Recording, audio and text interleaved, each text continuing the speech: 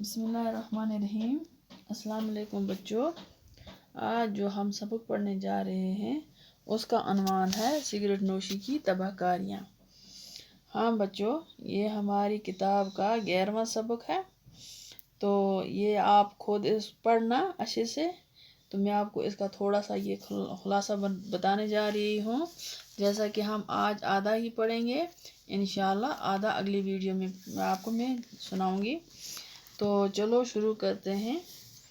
Cigarette نوشی یعنی cigarette پینا ایک بہت بری عادت ہے جو صحت کے لیے بہت مضر ہے۔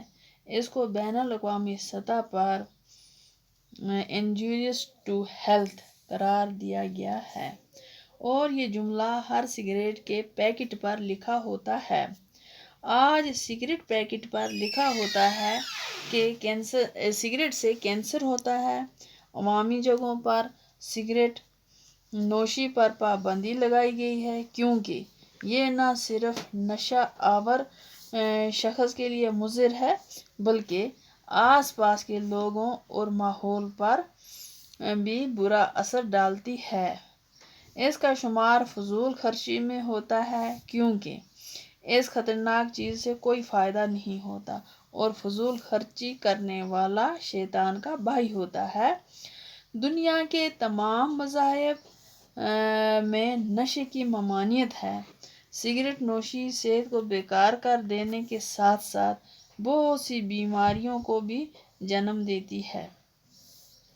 کچھ ماہرین کہتے ہیں کہ جس طرح سانپ چندن سے لپٹا ہوتا ہے، اسی طرح سگریٹ انسان کے جسم سے لپٹ جاتا ہے، انسان کے ذہن کو باری بنا کر اس کے کام پر برا اثر ڈالتا ہے۔ اس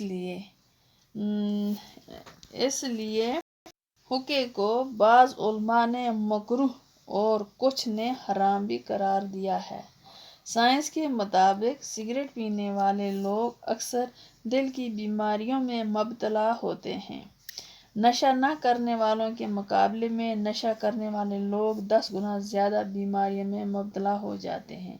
کئی لوگوں کو اس کی وجہ سے گلے اور پھیپھڑوں کا کینسر بھی ہو جاتا ہے۔